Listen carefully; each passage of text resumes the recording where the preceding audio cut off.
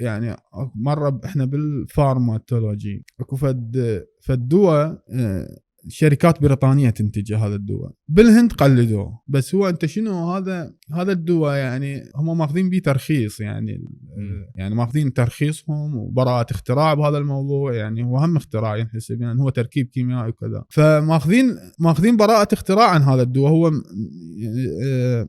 يعالج نوع من انواع السرطانات يا ستار. المهم هذا الدواء يعني هاي المادة الكيميائية هاي اللي تعالج من تخليها بالمختبر، وبعض التجارب المختبرية من ضمنها انحراف الضوء بها. هاي المادة من ضمن التجارب بها انحراف الضوء.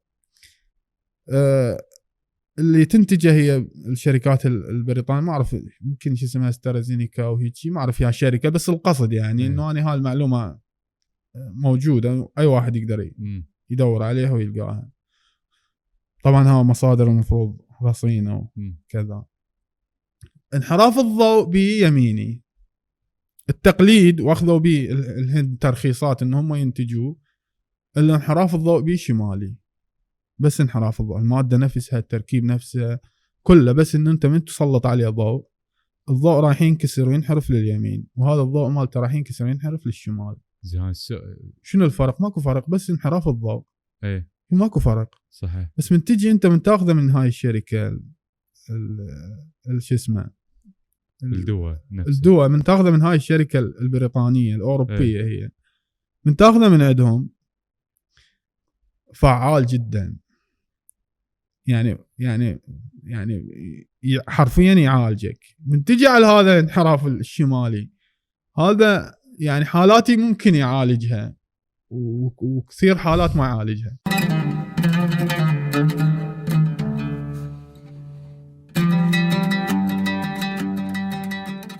اهلا، هذا بودكاست واحد وانا حمد الغافلي. ضيفي اليوم عبد المنعم الدماج، اختصاصي تحليلات مرضيه. الضيف اليوم مميز لسببين. السبب الاول انه هو صديقي يعني، والسبب الثاني انه اني هواي كان تراودني اسئله انه ليش رحت التحليلات مرضيه، شنو السبب. يعني التحليلات المرضيه لها داعي، شنو علاقتها ويا الطب؟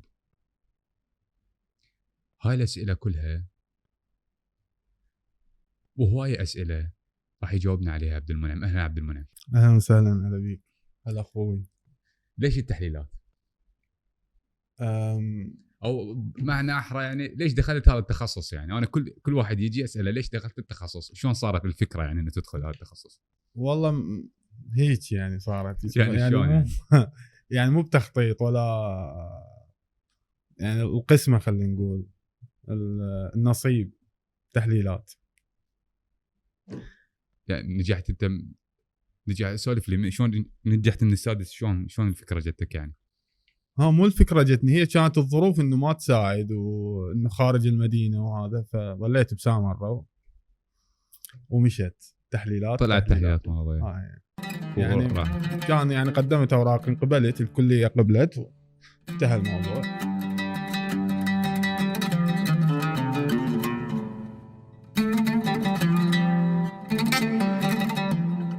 بالبدايه سالت، يمكن استغربوا اللي سمعني جزء استغرب انه ليش، قلت ليش التحليلات المرضيه مثلا لها داعي بالطب.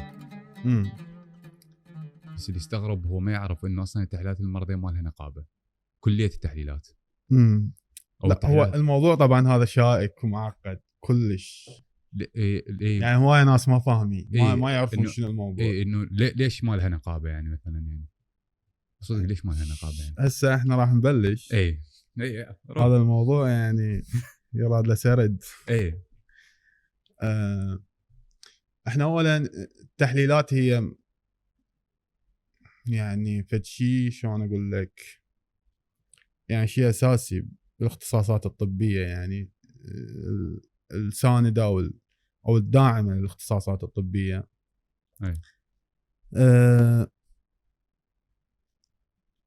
نجي احنا من يعني كان يعني بدايات هذا يعني شلون نقول تشكل هذا الاختصاص. اول شوف، هو كل مجال هو بالاول كان طب الموضوع، بعدين تفرع، صار بيه فروع وصارت بيه تخصصات. يعني هسه من تيجي انت للتاريخ مثلا ابن سينا اول ما استخدم هاي المواد الكيميائيه وتفاعلاتها حتى يكشف عن وجود امراض ما موجوده، يعني بلشت من هذاك الوقت ومشت هذا الموضوع. هذا اختصاص يعني اساسي وما يعني لا يمكن الاستغناء منه، يعني بالكشف عن الامراض، الله يبعدها عنا وعنكم ان شاء الله. ايه فشي اساسي وضروري، اساسي وضروري. يعني ما يمكن استغناء عنه. وتقول لي انت شنو يعني علاقته بالطب وهذا، يعني خلينا نقول هاي نبذه ونوضح عن الموضوع. يعني الموضوع انه شيء يكمل شيء ثاني قصدك؟ هو شنو بقى؟ يعني مكمل اساسي، يعني مو مكمل ثانوي او مكمل فتشي اوكي ممكن تستغني عنه. يعني لا يمكن تستغني عن هذا الاختصاص اللي هي الاختصاص شلون اقول لك، المختبرات الطبيه، المختبرات اللي تكشف عن الامراض. طبعا هي المختبرات عده مجالات، يعني كل يعني الكيمياء، الفيزياء، يعني هوايه تخصصات عملهم مختبري وعملهم.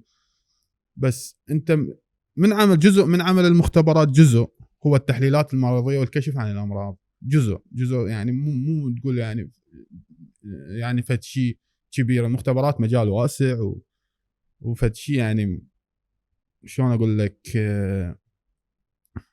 يعني ما يمكن اختزله انه انا اقول يعني اكبر جزء به هو التحليلات المرضيه والكشف عن الامراض. لا المختبرات يعني علم واسع، ويعني اغلب النقلات النوعيه، الخطوات الهائله للبشريه طلعت من المختبرات ومن العاملين بها.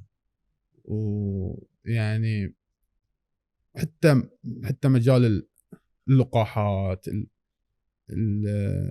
يعني شو تريد بهاي الحياه، اغلب الاشياء طلعت من المختبرات ونزلت للواقع للحياه، تستفاد منها.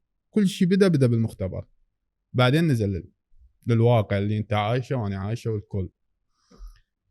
من هذا الجلوب، من هذا المايك، من الكاميرا، كلها مختبرات ونزل. هسه مثلا انا اكو نقطه انت سؤالك يمكن نسيتها، النقابه اي النقابه. انا سالتك من البدايه وانت بس انا عبالي انا ما راح تجاوب، راح لا اجاوب. هذا اساسي. هذا اهم من الحكي اللي هسه حكيناه قبل شويه. النقابه طبعا احنا شلون اقول البيروقراطيه اللي عندنا بالعراق، خل اسميها هيك شيء، يعني شويه يعني مركز، يعني القرار مو مركزي.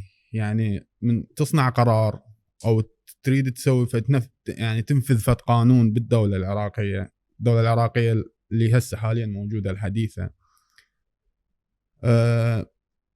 القرار شويه صعب ويراد له وقت، ويراد له يعني يعبر على عده مرجعيات وعده مراكز لصنع القرار حتى ينصنع هذا القرار. فمن نجي مثلا التحليلات المرضيه، العلوم التطبيقيه، كليه العلوم التطبيقيه بكل اقسامها ومن ضمنها قسم التحليلات المرضيه.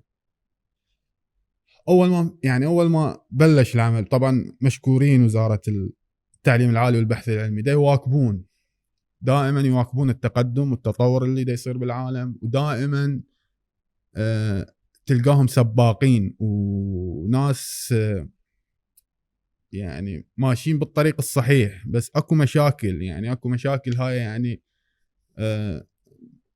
من ضمنها انه مراكز صنع القرار وهذا الشيء، يعني هوايه يعني هاي يعني تاخير بالقرار، يعني انت تصنع القرار موجود بس يتاخر.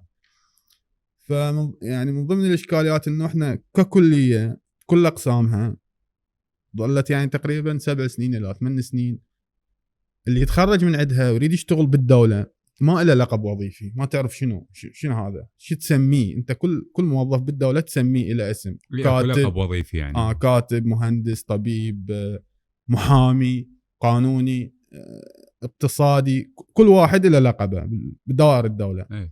تجي احنا طبعا الكليات المستحدثه كانت كلها تعاني من هذا الشيء، من ضمنها الاثار، ويعني هاي الكليات كلها تعاني من انه ماكو لقب وظيفي، بعد معاناه وناس ترفع وناس تروح وترجع وطلبات.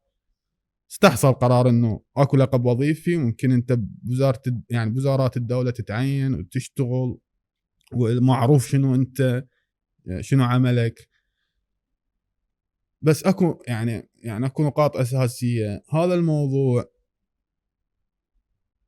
لو عندنا نقابه، طبعا النقابه هي اللي شلون نقول، هي اللي تحدد مسارات العمل، هي اللي تضمن حقوقك. نقابه هي تضمن الحقوق.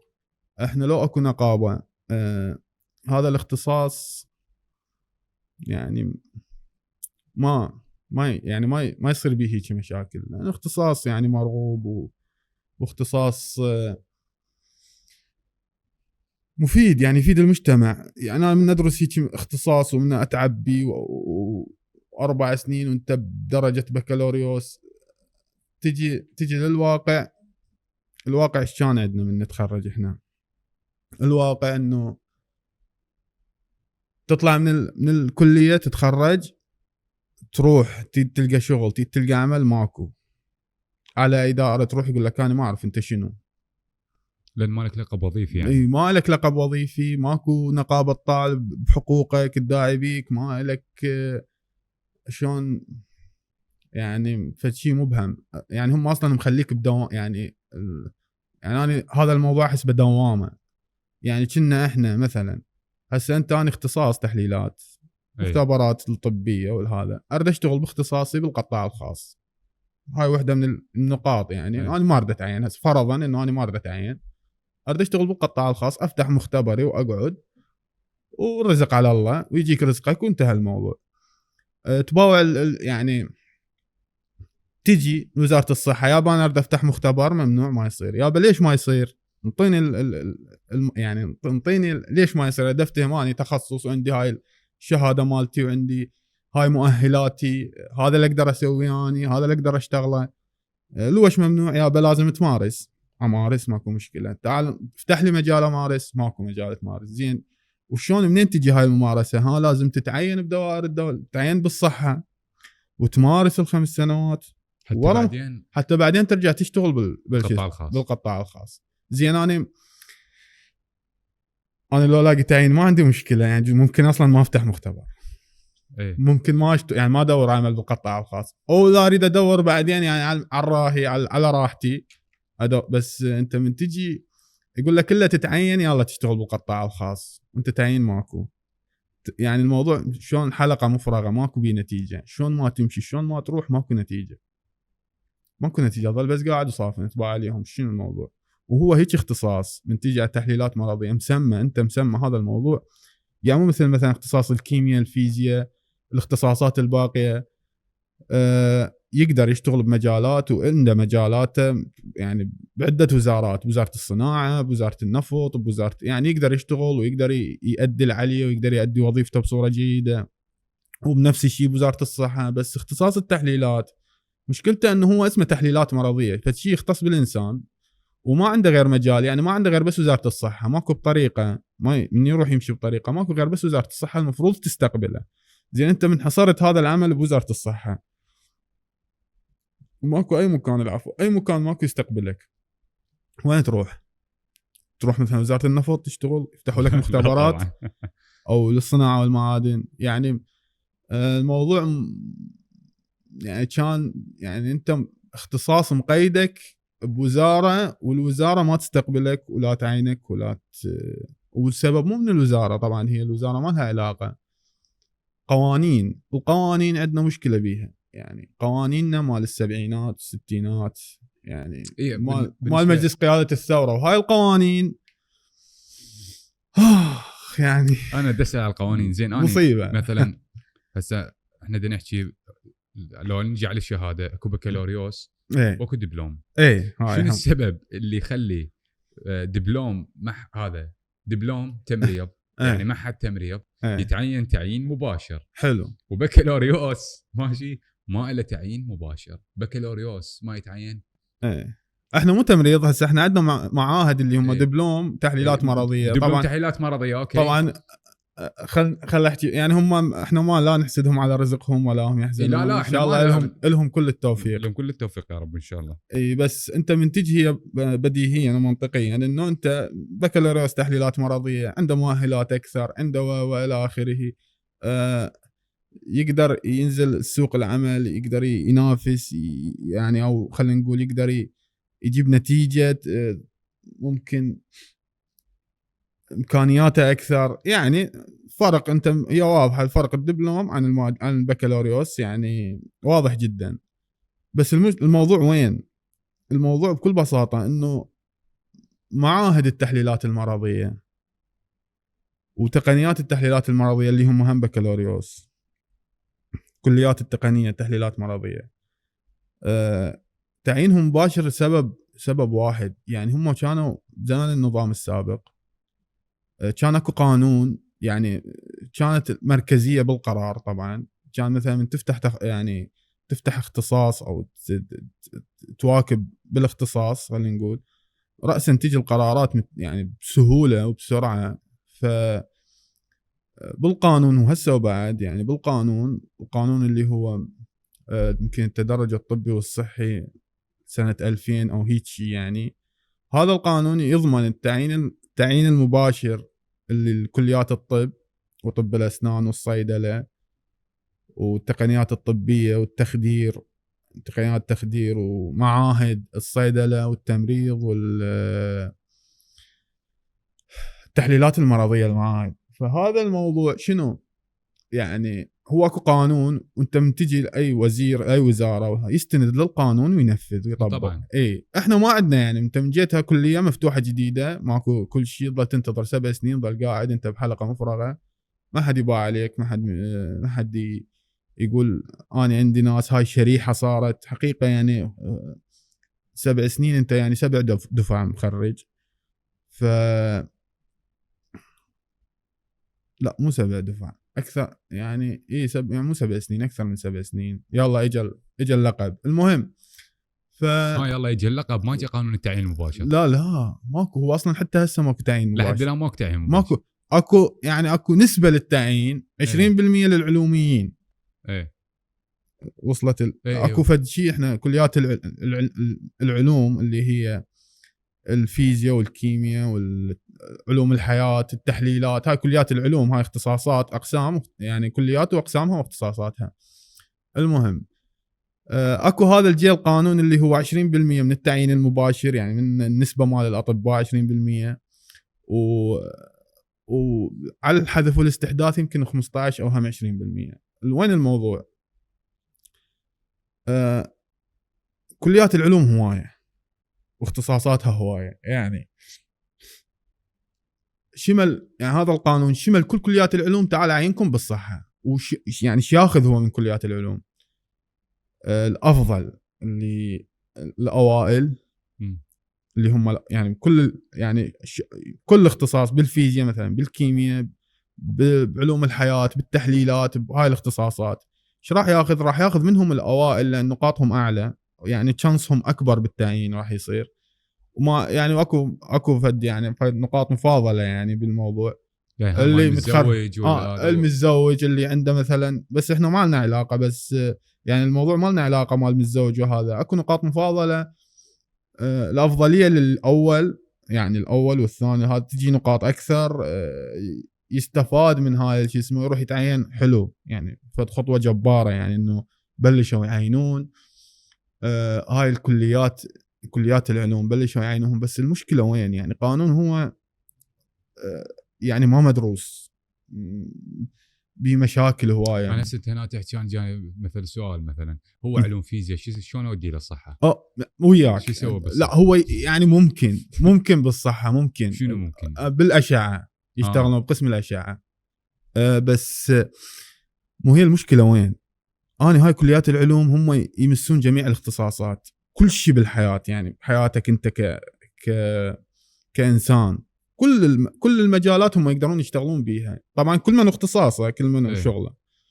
انا من اجيب كليات العلوم كلهم واخذ الافضل منهم، الاحسن شيء بيهم، وحطوا عينه بالصحه. حلو.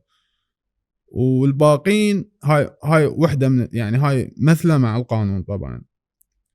وباقي الاختصاصات هاي يقول له انتظر لما يمر بيك السنين. طبعا اكو وحده من نقاط المفاضله، كل ما سنه تخرجك اقدم كل ما تجيك نقاط اكثر، فيعني ظل ينتظر ويقدم كل سنه يقدم لما بلكي يطلع له تعيين. فهو ما يقلون، هم كل سنه تجيك دفعات جديده ودفعات كبيره، ما راح ينتهون يعني. بس القصد انه انت تاخذ وزاره الصحه افضل الموجود، زين. وباقي الوزارات والاختصاصات ما نستفاد من عندهم، هذول مفيدين جدا يعني، مو حكي يعني. ذولا يعني هم يسيرون عجله الحياه يعني، يمشيك بصوره جيده يعني. مو انت تمشي، هي ماكو شيء يقف، بس يمشيك برفاهيه، يجيب لك الافكار، يجيب لك كلهم ناس يعني امكانيات ذهنيه وعقليه.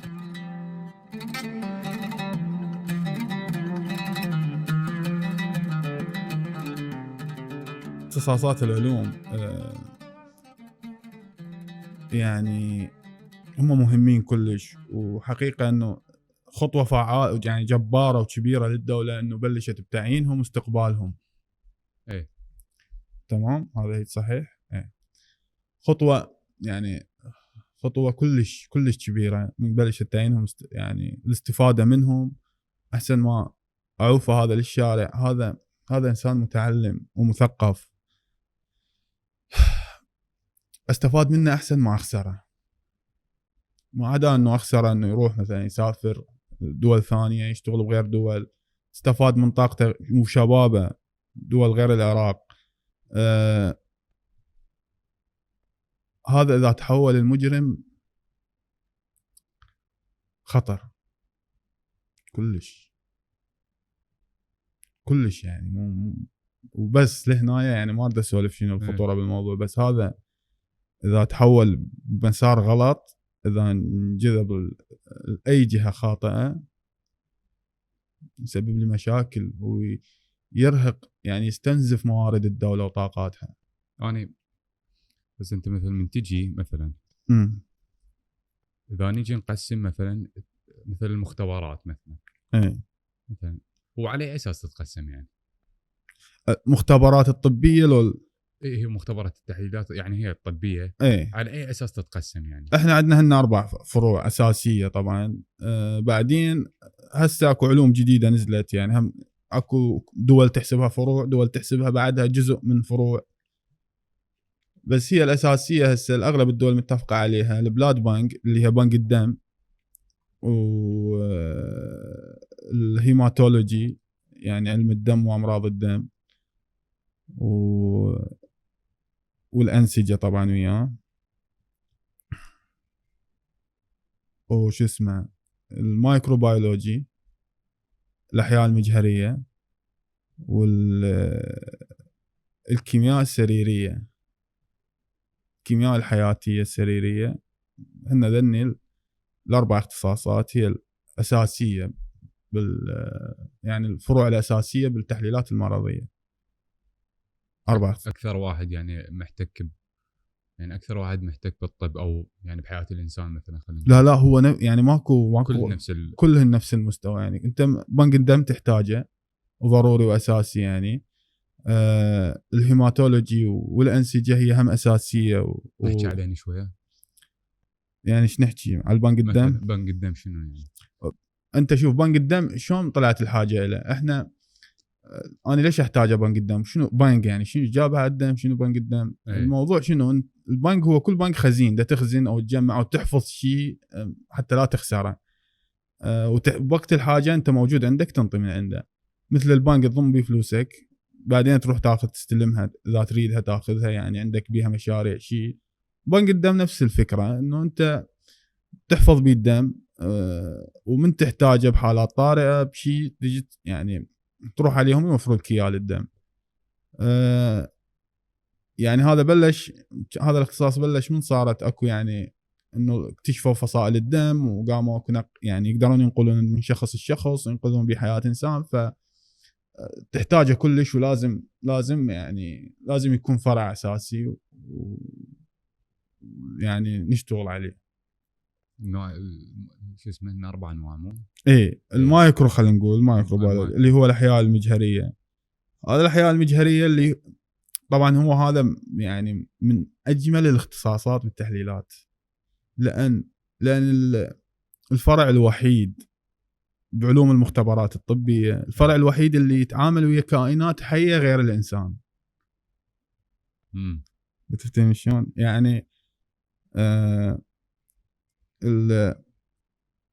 انت تتعامل ويا الانسان، كل الفروع هاي مال التحليلات تتعامل ويا الانسان مباشر، وما عندك شيء تدرسه غير الانسان، ولا شيء عندك معلومات عنه غير الانسان. بس هذا المجال اللي هو العفو، يخليك تدرس كائنات حيه اللي هي الكائنات الدقيقه غير الانسان، تدرس سلوكها، يعني شو تسبب امراض، شو تسبب مشاكل، شلون تكشفها، شلون تتعرف عليها.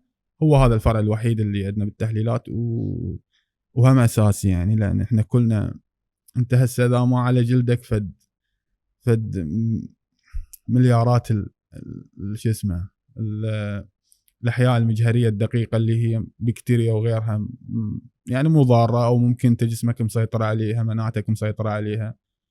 فهم اساسي، لان هو هم يسبب امراض وهم يسوي مشاكل. تجي مثلا الكيمياء الحياتيه السريريه او الحياتيه. الحياتيه هذا الفرع مهم كلش وهم ضروري، يعني هو ماكو اختصاص مو ضروري. هو ليش يعني هذا شنو مثلا يعني ينطيك من خلال، يعني من تتعلم هذا الاختصاص وهذا المجال، يعني عن طريقه تقدر تكشف يعني عن مستويات المواد بجسم الانسان، المواد الكيميائيه بجسم الانسان. يعني انت مثلا تكشف عن الدهون، كيمياء حياتيه، هاي تفاعلات كيميائيه حتى تكشف تشوف الدهون صاعده نازله، عندك مشاكل. السكر كيمياء حياتيه،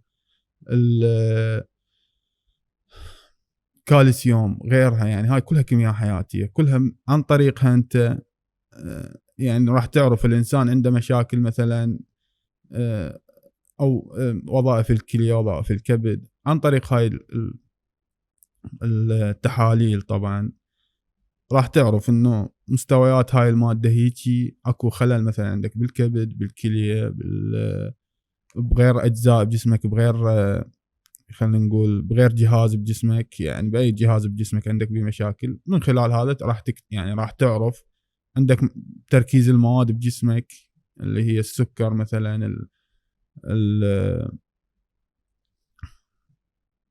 الضغط مثلا، لا السكر، اليوريا، الكرياتين، هاي تركيز المواد بالجسم.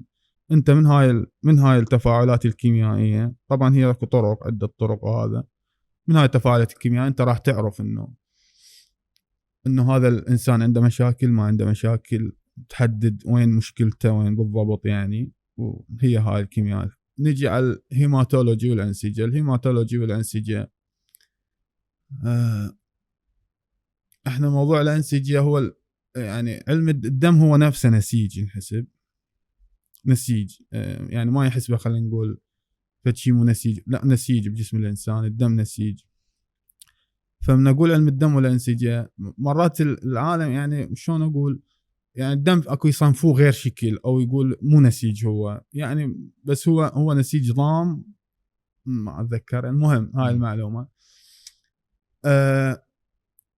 الانسجه هي شنو؟ احنا عندنا مشاكل الاورام وهاي السوالف، ف علم الانسجه يعني ضروري هم، يعني انت تكشف عن الاورام، تكشف هذا ورم حميد، ورم خبيث، يعني هو هذا عمله، هذا الاختصاص. وعلم الدم شنو اكو عده اشياء، يعني اختبارات يعني نسبة الدم وغيرها هاي تدري هم أساسية يعني مو فحص نسيجي هذا، وإنما خلى أسميه شلون يعني تحدد نسب وهاي التفاصيل يعني تحتاجها أنت أكيد يعني ما بيها مجال، فقر الدم وغيره.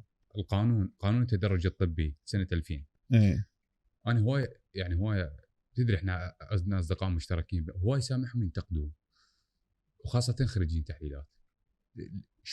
شنو اللي ضاركم بيه يعني؟ شنو الشيء اللي تشوفوا عليه إنه هذا إنه هيك ضارنا أو هيك أذانا وهيك مو زين؟ شنو يعني؟ قانون التدرج هو قانون التدرج احنا ما لنا علاقة به، هو يشمل الأطباء وغيره. احنا التعديل الأخير اللي صار على القانون بمشاكل يعني نصوتوا عليه، وهذا يعني ظلموا أهل الاختصاص اللي هم خريجين كليات العلوم التطبيقية قسم التحليلات بالتحديد، هو بس هاي الكلية بس هذا القسم وهاي الكلية ظلموهم جدا جدا جدا جدا. لأن هو احنا من البداية طبعا بداية حكينا وحديثنا قلنا هذا الاختصاص هو يمس الإنسان وما له علاقة بغير توجهات وبغير شغل وبغير عمل. هذا الاختصاص تحليلات مرضية يعني صحة شغلك، يعني شغلك مختبرات طبية، يعني هاي التفاصيل واضحة جدا. من تقول تحليلات مرضية كل هاي الصورة تجي ببالك. فالمشكلة شنو بالقانون؟ القانون هو هسه كليات العلوم التطبيقية وقسم التحليلات كلهم نشملوا ويا العلوم، يعني ويا العلوميين ويا النسب اللي هي 20% وما الحذف الاستحداث 15 أو هم 20% ما أذكر بالضبط. بس القصد وين؟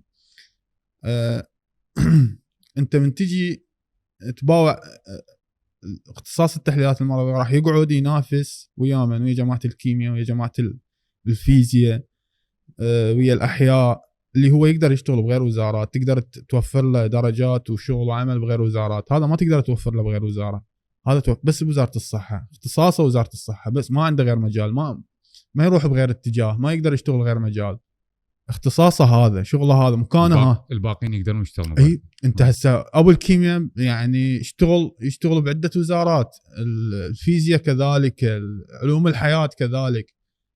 بينما التحليلات المرضية هذا دا يقول انت ما درست غير بس اشياء تخص الانسان، انت ما تعلمت ولا مساراتك ولا مخرجاتك العلمية اشتغلت، يعني درست غير الانسان، كل مخرجاتك العلمية انسان، يعني ما تأهلك غير بس تعين على وزارة الصحة.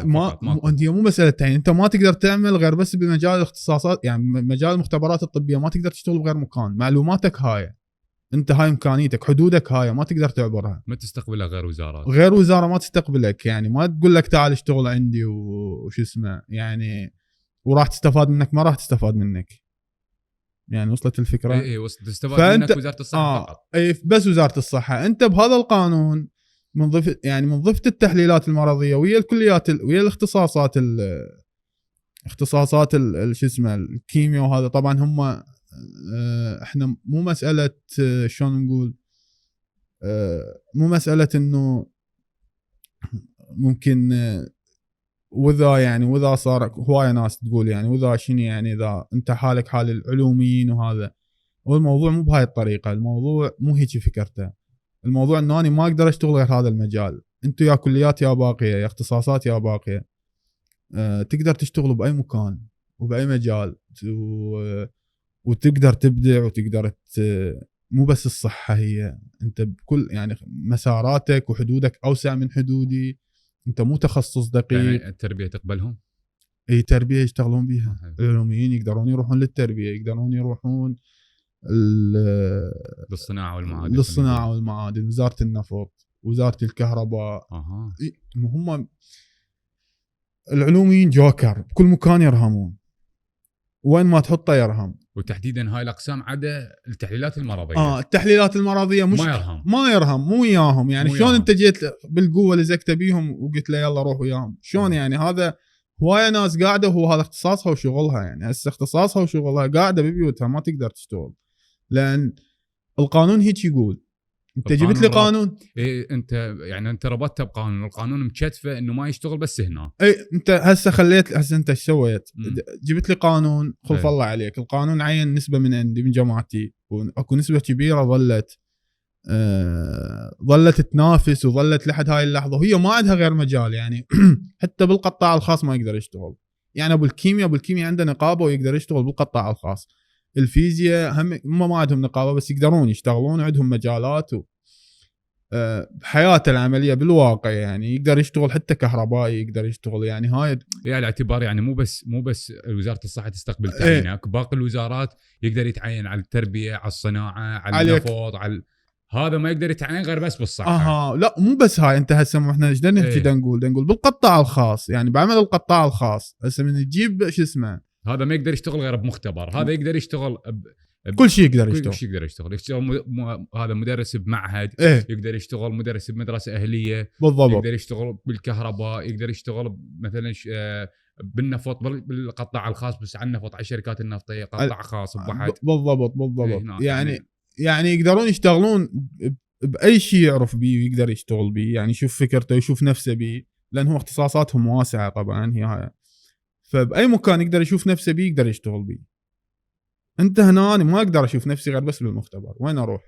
شو اشتغل كهربائي مثلا؟ ما مثلا اشتغل اي والله يعني اسوي هاي رافعات القدره مثلا، لو اسس كهرباء، لو مثلا اسوي صابون وابيع مثلا اختصاص الكيمياء يعني هم شغلهم هذا مثلا. لو انت مو يعني هذا فد مثال يعني مو ما اختزله بهذا الموضوع ابو الكيمياء او بالفيزياء وهذا يقدر بس هو الاعتبار يقدر يشتغل هنا. يقدر يشتغلون اهل الفيزياء هاي العنفات مال الطاقه النظيفه وغيره يعني كل شيء حرفيا كل شيء، حتى بالقطاع الخاص يقدر يشتغل كل شيء. هنا جماعتنا لا، تجي وزاره الصحه تريد ممارسه حتى تنطيك اجازه، الاجازه ما تقدر تاخذها الا تمارس، تروح تتمارس ماكو ممارسه الا تتعين، ما تتعين يعني فد موضوع معقد. استردفتهم شغله واحده، انت مثلا ما تعينت على الصحه اوكي بالله ما تقدر تشتغل بالقطاع الخاص، ليش؟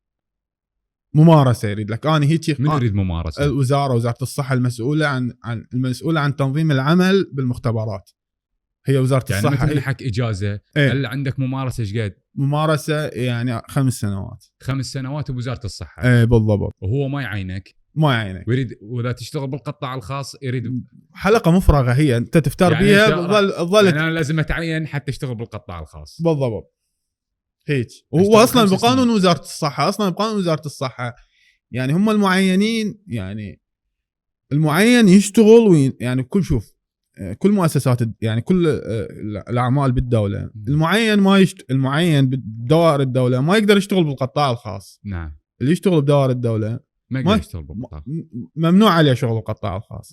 ما عدا وزاره الصحه انت متعين عندهم وينطوك ترخيص انه انت تشتغل بالقطاع الخاص. فهمتني؟ فهمتك. اي فبس وزاره الصحه يعني تجي انت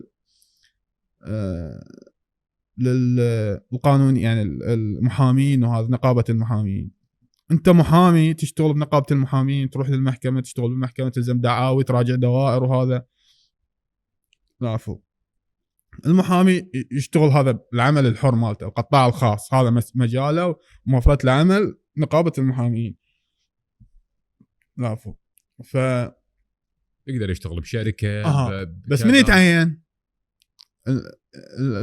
شو اسمه النقابه تقول له جيب هويه النقابه، روح دائرتك انتهت بعد ما تشتغل بهذا المجال. ممنوع يعني باي مكان يعني يروح للمحكمه، يروح الدائره، شيء ما دام معين وما عنده هويه نقابه ما حد يمشي له شغله ولا حد. يعني اسال افتهمته انه انتم ما تقدر تشتغلون يعني وزاره الصحه ما تعطيكم ترخيص الا 5 سنين الا تتعين يمها، ورا 5 سنين يلا تنطيك تمارس 5 سنين. هو ما يقول لك سنين. هو شوف ما يقول لك انت تعال تعين يمي 5 سنين، يقول لك مارس 5 سنين هذا العمل. انت هو هذا العمل محتكرته وزاره الصحه يعني ماكو وين امارسه. اني المختبرات العاديه اللي موجوده ماكو، ما عندهم هاي الطاقه الاستيعابيه تستوعب كل هذول الخريجين حتى يمارسون بهذا 5 سنين. اي ولا ولازم اماكن محدده. زين انت عندك يعني اماكن محدده. اي لازم هسه مثلا مدينه الطب موجود، تروح تمارس بغداد، طبعا تدفع رسوم وهاي الشغلات يعني. وصعبه يعني ما تتحصل مو بسهوله يعني التعيين اسهل صار من انه انت تروح تمارس 5 سنين حتى تشتغل بالقطاع الخاص. وهي هاي المشكله. ليش هيك صار؟ صعوبه منين تجي يعني؟ من صعوبه العمل او انت يراد لها الموضوع يراد له يعني الموضوع يراد له معارف ويراد له تدري يعني إيه. ف يعني صعب يعني المعرفه صعب تعرف ناس هناك حتى يوافقوا لك حتى يمشيك. هي هم نسب الموضوع هم نسب وهمينه. انت من يصير بيه نسب تصير بيه شويه الامور صعبه. هاي اول نقطه. النقطه الثانيه طبعا المشكله هي احنا اساسيه هاي مال المعينين يشتغلون بالقطاع الخاص. هاي يعني مشكله كبيره كلش. المفروض يعني انت المعين ما يشتغل بالقطاع الخاص يعني المفروض هسه تدريجيا انا المعين بقيه بوزاره الصحه متعين بوزاره الصحه ما يشتغل مختبرات وزاره الصحه انتهت. يشتغل بالمستشفيات الحكوميه انتهت. اجي عذول انا عندي خريجين ايش عندي الكيمياء نفسهم هسه نفس القانون. هسه اوكي القانون نفسه هذا واحد من الحلول نفس القانون بس اطبقه على ارض الواقع اطبقه بالقطاع الخاص.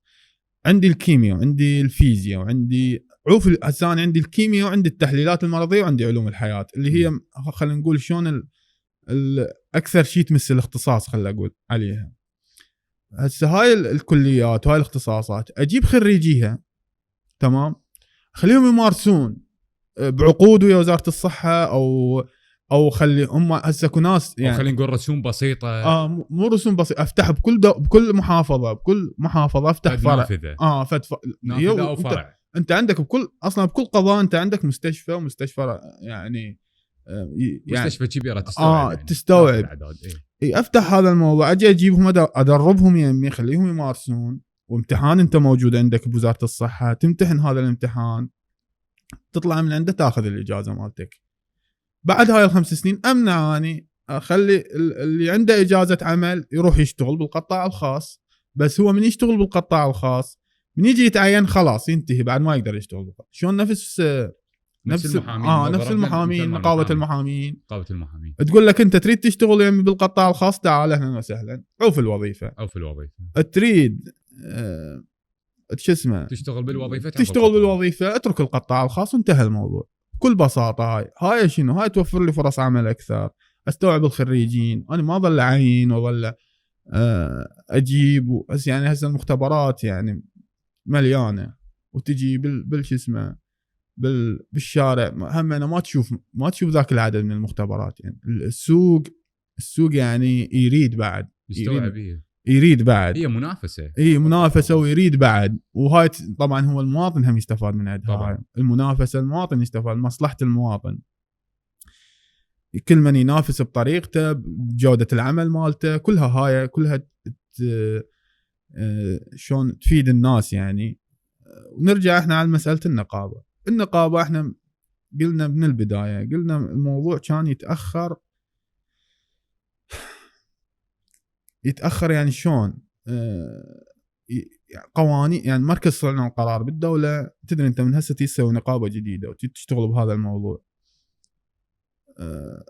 تحتاج موافقات مجلس نواب مجلس وزراء يعني هاي وزاره رئيس مجلس وزراء لازم يصوتون عليها مجلس نواب مجلس وزراء يلا تقدر تسوي هيك نقابه. فالموضوع صعب يعني انت تشكل وتهيئ نقابه جديده صعب. بينما النقابات هسه من تجي انت عندك نقابه الكيميائيين والمحامين المهم هاي النقابات اولا تحمي الاختصاص اصحاب الاختصاص دول تحميهم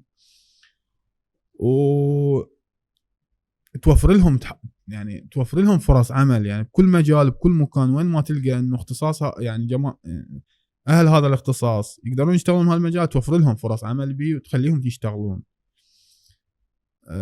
احنا مشكلتنا شنو؟ مشكلتنا انه صعب نحصل هسه نقابه يعني يراد لها وقت كلش كبير يعني.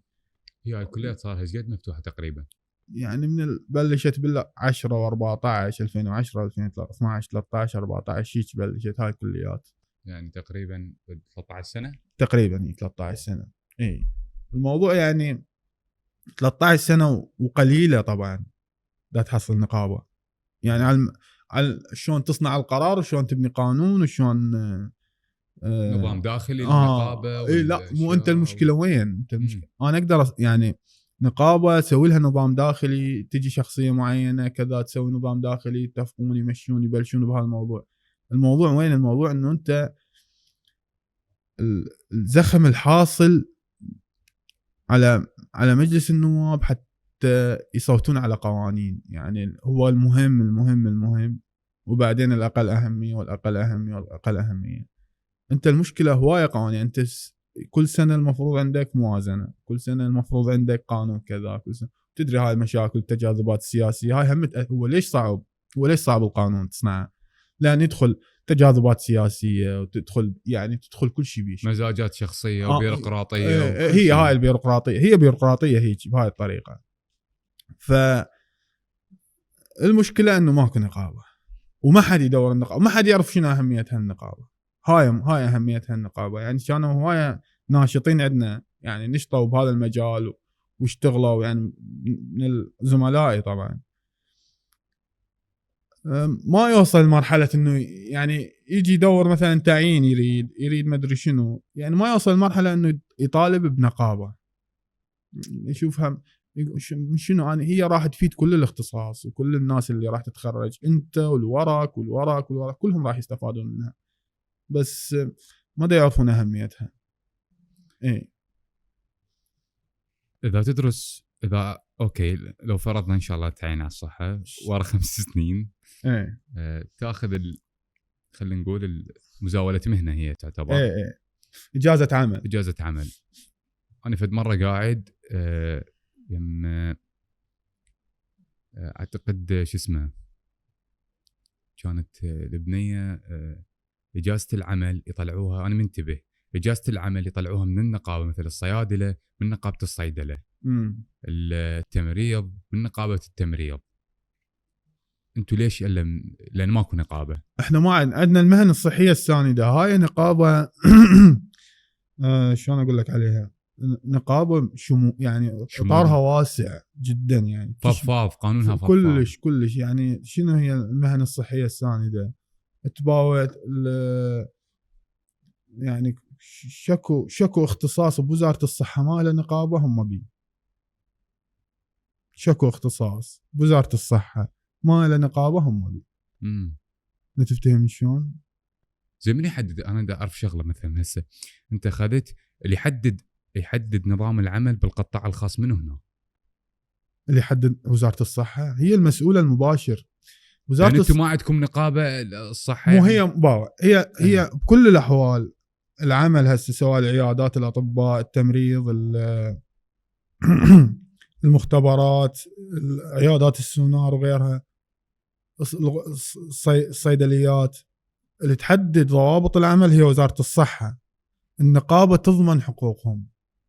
وصلت الفكرة؟ يعني تحدد ضوابط العمل شلون يشتغلون بأي طريقة، انت لوين حدك تشتغل،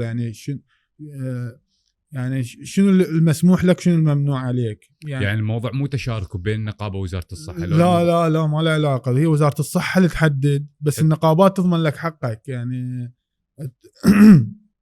يعني شلون مثلا وزارة الصحة طلعت فد قرار مجحف بحق الصيادلة، نقابة الصيادلة هي اللي تقرر. يعني نقابة الصيادلة شلون مثلا تدفع او يعني تشتغل مثل اللوبي خلينا نقول يعني يعني ضغط عليك نور تضغط على مثلا على وزارة الصحة، هذا القرار مجحف، هذا يعني على اعتبار منتسبيها واعضائها كلهم صيادلة. وصلت الفكرة؟ فيعني شلون نقول تكتل يضمن حق شلون حزب مثل شلون نقابة العمال يضمن حقهم، حق العمال، حق الافراد المنتمين به لا اكثر ولا اقل. عليك نور. وهو انت كل صيدلاني منتمي من نقابة الصيادلة، كل طبيب منتمي من نقابة الاطباء، كل محامي منتمي من هي هيك الفكرة. فانت نقول كل محلل كل مختبري منتمي من نقابة المختبرين او المحللين، يعني هم تضمن حقك. وهي فد شلون نقول اكو بيها ممثلية قانونية. مثلا انت والدولة هسه مو على اتفاق، يعني الدولة طلعت قرار اللي هي متمثلة بوزارة الصحة، عندهم قرار مثلا مجحف بحق كل يعني طبقه هاي الشريحه مثل ما تدرج الطبي اي مجحف. هسه هذا القانون انا احسه مجحف علينا وبيفد اشكاليه. النقابه ايش راح تسوي؟ النقابه راح تبلش بدعاوي بالمحاكم الاداريه. تروح تطعن بالقرار. تطعن بالقرار. اكو محاكم اداريه، اكو مثلا مو محاكم اداريه، اكو لجان بنفسها وزاره الصحه تسوي لجان تقول انتم وين انتم تحسون اكو غبن او ظلم بالموضوع يابا هاي شو اسمه اطعنوا هنا بهاي اللجنه، فهموا اللجنه حتى يطلعون حتى توصلون القرار يضمن حق الجميع، انت ما تتاذى وغيرك هم ما يتاذى. مرات يقول لك اهل الاختصاص مرات يدور بس مصلحته، ما يدور مصلحه الناس الباقيه. فهي مرات شلون نقول تضارب مصالح، فانت توصل الحل وسط. فشلون تصير مثلا شلون نقول لجنه يقعد نقيب الاطباء ونقيب التحليلات ونقيب التمريض ونقيب الصيادله بالضبط. من كل نقابه يقعد شخص او عضو مجلس، كل واحد يطرح فكرته يعني بالضبط، حتى اي طرف من القاعدين ما يتاذى. هنا انت النقابه هنا تحميك حتى توفر لك كرسي وبكل او توفر لك راي بكل قانون يطلع. توفر لك رأي، تضمن حقك تضمن بحقك. يعني تضمن حقك بكل قانون. انت هسه عندك هاي الشريحه كل هذول الخريجين والهذا، احنا عندنا هوايه خريجين، يعني هي مو فد شيء شلون اقول لك، مو فد شيء يعني شلون، مو فد شيء يعني غريب. بدك تفهمني شلون؟ مو فد شيء، احنا بكل العراق هوايه اختصاصات وما عندهم شو اسمه نقابات وهذا، وماكو احد يضمن لهم حقهم وصوتهم. بس هي ضروريه والمفروض مساله النقابات تصير اسهل وتشريعها وتخليها تحت اطار قانوني اسهل المفروض. يعني بنتقلب بالانستغرام تطلع قدامك هاي الاعلانات، تنباع بعض المكملات الغذائيه على انها دواء، وينباع بعض الدواء على انها مكملات غذائيه. انا بدي افتهم هاي المكملات الغذائيه هي ضروريه لو هي دواء لو هي شنو؟ المكملات الغذائيه، شوف هو المكملات الغذائيه ممكن يعني احد يسوق لها على انه هي العلاج السحري الفعال لكل شيء، تشبيك اي مرض اي وجع اي الم اي هذا كله يختفي انت من تشتري هاي الماده مثلا. ممكن هيك يسوقوا لها تسويقيا يعني. اي ممكن هم هيك يسوقوا لها للشركات اللي منتجه لهذا الموضوع. وممكن هم يسوقوا لها على انه هي يعني هو ما يقول لك هي دواء بشكل مباشر تباع عليهم، تقعد تركز بالحكي مالتهم بالدعايه مالتهم بالاعلان، ابد نهايه ما يقول لك دواء، ما يقول لك دواء يعني دواء بشكل صريح. فهمتني مو وصلت؟ اي فهمت. ما يقول لك هذا، لان الدواء يعني يعني مراحل من التجربه، مراحل من شنو الفرق يعني؟ هسه احنا شنو احنا الدواء ما ممكن انه يباع على انه هو مكمل غذائي، لان شركات من عبر يعني شركه من انتجت هاي الماده ووصلت لمرحله انه هو ينباع بالسوق محاصلين على الاف دي اي، موافقه الاف دي اي وموافقه منظمه الصحه العالميه على هذا انه هو دواء، نزل للسوق على هذا انه هو دواء. هاي يعني شلون نقول علامه الجوده هاي، او هاي انه خلاص هذا انتهى الترخيص يعني. لا هو هذا يعني فتشي انت الهاي يعني ماخذ فتشي اعلى شيء، يعني ماخذ اكثر شيء مضبوط عندك، يعني انت من اخذت ترخيص دواء انه هذا تبيع على شكل دواء. ف من تجي انت ما تقدر تبيع دواء على انه هو مكمل غذائي لان ما يرهم. وخلينا نقول انت ماخذ ترخيص الدواء ما تحتاج تبيع على شيء، هو راح ينباع تلقائيا لان هذا دواء تمام. وفد شيء ثبت فعاليته واهميته، وثبت انه انت راح تستفاد منه بحاله من الحالات، لا سمح الله بمرض بشيء راح تستفاد من هذا، فهذا دواء وانتهى الموضوع. بينما المكملات الغذائيه يحتاجون للتسويق ويحتاجون هو حتى الادويه تحتاج تسويق، بس القصد يعني المكملات الغذائيه يحتاجون يعني حملات تسويقيه وارباحهم ملياريه من هذا الموضوع، ويجيب لك حبايه او عشبه او فتشي العلاج السحري لكل الامراض والى اخره. تدري هاي اكو ناس يعني يعني اكو جانب بالانسان، جانب عاطفي، يعني ما يحب التعقيدات، ما يحب انه هذا الدواء تبلعه بفلان ساعه وهذا ما ادري شنو حتى تصير زين وكذا. يحب فد شيء بسهوله، ياخذ مثلا حبايه واحده او حبايتين، او هاي حبايه يوميه تاخذها، بتفتهمني شلون؟ ما يحب مثلا باليوم 3 مرات ونسى وما نسى، وهاي التفاصيل كلها ما يريدها، يعني هاي كلها يحسبها معوقات ومعرقلات، يحسها فد شيء ممل ومزعج. هوايه ناس هيجي. فمن يجي تقول له هاي حبايه واحده باليوم تغنيك عن كل شيء، تنطيك طاقه الاسد مثلا، وجناحين تطيرك وكذا، يعني هاي التفاصيل. ف اوكي هو حبها مثلا تصير زين من اي شيء اسمه، اذا تنضرب طلقه براسك انت ما تموت وتظل عايش. اي يعني هي هاي هم يوصلون لهاي المرحله مو بهاي الطريقه. يعني هو يوصل يقول لك انه انت يعني شو تريد هاي تسوي لك هاي الحبايه، شو تريد، شنو يخطر على بالك تقدر تسوي لك اياه. وبنفس الوقت هي كذب كلاوات الحكي كلك، لان ما مثبته. وممكن اكو اشياء مفيده، انا ما اقول لك ما ممكن اكو اشياء، بس هذا بيا مجال الاعشاب. ممكن انا عندي اشياء مفيده، بس بمجال المكملات الغذائيه وغيره يعني هوايه اكو اشياء مضره اصلا. هاي موضوع المكملات الغذائيه وهذا مضره، يعني اكو اشياء ممنوعه منظمه الصحه العالميه والاف دي اي مانعيها اصلا. هاي لا يمكن انت تتداولها على شكل دواء او تنطيها للانسان، لان هاي مسبب امراض وتسبب مشاكل صحيه ومشاكل يعني مشاكل على المدى البعيد، ولا يمكن علاجها. اكو اشياء لا يمكن علاجها، يعني تسبب لك امراض لا يمكن علاجها. ومن ضمنها يجيب لك مثلا اعشاب، حبوب اعشاب وغيره، يعني هو شلون يستخلص مثلا هرمونات او يستخلص مواد هرمونيه ومحفزه هرمونيه يضيفها لهاي الاعشاب. هي الاعشاب ما تشتغل هيك شغل، ما بيها اصلا هيك عمل. ف حتى تغير هرمونيا بالجسم، تسوي مشاكل. يعني هاي هوايه.